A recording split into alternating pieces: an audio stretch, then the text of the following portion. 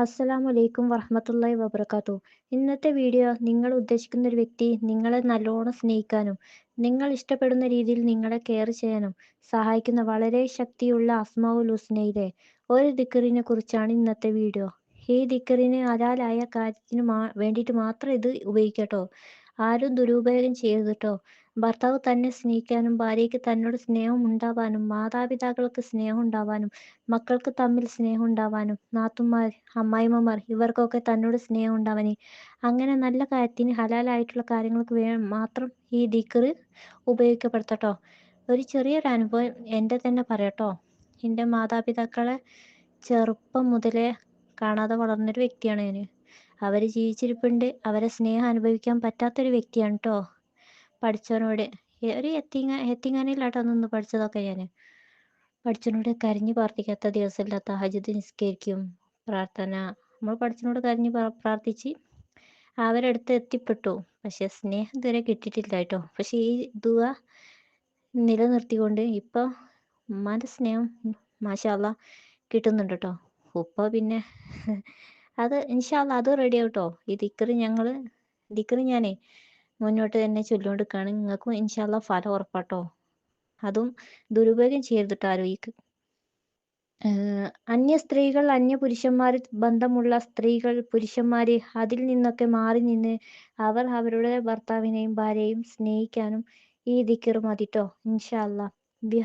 വിവാഹബന്ധത്തിലൂടെ അല്ലാഹു സുബ്ഹാനഹു വ തആല ഹലാലാക്കിയ ഇണയിൽ നാം സന്തോഷം കണ്ടെത്തിയാൽ നമ്മുടെ ജീവിതത്തിൽ അല്ലാഹു സുബ്ഹാനഹു വ തആല നല്ല റഹ്മത്തും ബർക്കത്തും സന്തോഷവും സ്നേഹവും അല്ലാഹു നൽകുന്നതാണ് ട്ടോ ഇൻഷാ അല്ലാഹ്. ഇപ്പോൾ എൻ്റെ ജീവിതത്തിൽ ഇൻഷാ അല്ലാഹ് ഹൈറും ബർക്കത്തും ഒക്കെ ഉണ്ട് ട്ടോ. ഞാൻ സന്തോഷവതിയാണ്. ഉമ്മ നല്ലോണം സ്നേഹിക്കുന്നുണ്ട് ഇപ്പോൾ. അപ്പം ഇനി ഉപ്പച്ചി പോയതുപോലെ ഇൻഷാ അല്ലാഹ് അതും റെഡിയാവും. ഒക്കെ പഠിച്ചവനെ വിട്ടു കൊടുത്തിട്ടോ. നിങ്ങളെന്തായാലും ഇത് ചൊല്ലി നോക്കിട്ടോ. ഇൻഷാ അല്ലാഹ് ഫലം ഉറപ്പാണ്. കുറ്റങ്ങളും കുറവുകളും എല്ലാവരുടെയും ദാമ്പത്യത്തിൽ ഉണ്ടാവും. ആരും ഒരിക്കലും പെർഫെക്റ്റ് അല്ല ട്ടോ. അതുകൊണ്ട് തന്നെ നമ്മുടെ എല്ലാ പ്രശ്നങ്ങളും തമ്മിൽ സംസാരിച്ച് തീർത്ത് എന്തൊക്കെ മാറ്റങ്ങളാണ് എൻ്റെ ജീവിതത്തിൽ ഞാൻ കൊണ്ടുവരേണ്ടത്, എന്തൊക്കെയാണ് എൻ്റെ ജീവിതത്തിൽ ഒഴിവാക്കേണ്ടത് എന്നൊക്കെ പരസ്പരം പറഞ്ഞു മനസ്സിലാക്കുക. നമുക്ക് കഴിയാവുന്ന മാറ്റങ്ങളൊക്കെ നമ്മൾ വേണ്ടപ്പെട്ടവർക്ക് വേണ്ടി മാറാൻ ശ്രമിക്കുക ട്ടോ. അമിതമായിട്ടുള്ള മൊബൈൽ ഫോണിന്റെ ഉപയോഗം ദാമ്പത്യത്തിൽ പ്രശ്നങ്ങൾ ഉണ്ടാക്കും. അതുകൊണ്ട് തന്നെ പരസ്പരം സംസാരിക്കുന്ന സമയങ്ങളിൽ പോലും ഈ ടൈമിൽ ഒന്നും മൊബൈൽ ഫോൺ ഉപയോഗിക്കാതിരിക്കുക ട്ടോ. ദാമ്പത്യ ജീവിതത്തിലെ ഇണക്കങ്ങളും പിണക്കങ്ങളും 2 ദിവസത്തിനുള്ളിൽ അവസാനിപ്പിക്കുക. അന്യ സ്ത്രീകൾ, അന്യ പുരുഷന്മാരും ഇവരുമായുള്ള കൂടുതൽ ബന്ധങ്ങളൊക്കെ ഒഴിവാക്കുകയും ചെയ്യുക ട്ടോ ഇൻഷാ അല്ലാഹ്.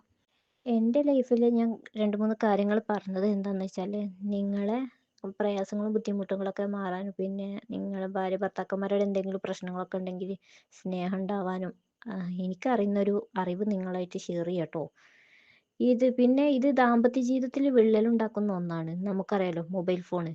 ഒരു അന്യ ആണും അന്യ പെണ്ണും ഒരുമിച്ച് നിൽക്കുന്ന സമയത്ത് മൂന്നാമതൊരാളായി ശൈത്താൻ അവരുടെ കൂടെ ഉണ്ടാകുമെന്ന്. അതുകൊണ്ട് തന്നെ അനാവശ്യമായിട്ടുള്ള അന്യ സ്ത്രീ പുരുഷന്മാർ തമ്മിലുള്ള ബന്ധങ്ങൾ അതും ഇനിയും സോഷ്യൽ മീഡിയ പ്ലാറ്റ്ഫോമിലായിക്കോട്ടെ, വാട്സപ്പ്, ഇൻസ്റ്റഗ്രാം വഴി ആയിക്കോട്ടെ, നേരിട്ടായിക്കോട്ടെ, കഴിയുന്നത് അങ്ങനെയുള്ള ബന്ധങ്ങളൊക്കെ ഒഴിവാക്കട്ടോ.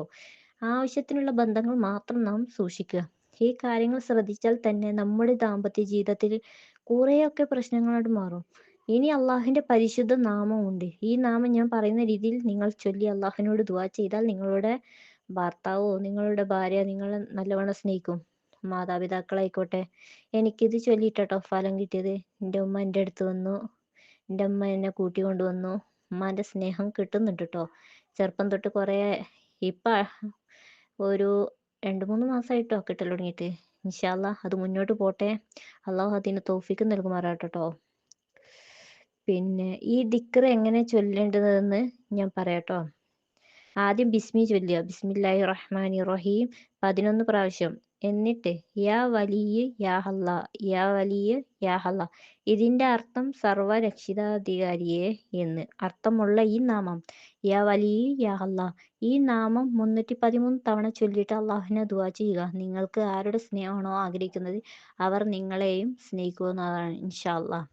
ഇൻഷാ അല്ലാ ഫലം ഉറപ്പാട്ടാ. ഒരാഴ്ച 2 ആഴ്ച എന്നല്ല, നിങ്ങൾ പരമാവധി നിങ്ങളെ കൊണ്ട് എത്ര ദിവസം ചൊല്ലാൻ പറ്റണോ ഒക്കെ ചൊല്ലട്ടോ. എന്നാൽ നിങ്ങൾക്ക് ഫലം കിട്ടും ഉറപ്പാ ഇൻഷാ അല്ലാ ട്ടോ. തീർച്ചയായിട്ടും. നിങ്ങൾ എനിക്ക് വേണ്ടി ദുആ ചെയ്യുക. ഇൻഷാ അല്ലാ നിങ്ങളെയും ഞാൻ ദുആയിൽ ഉൾപ്പെടുത്തട്ടോ. അസ്സലാമു അലൈക്കും വറഹ്മത്തുള്ളാഹി വബറകാതുഹു.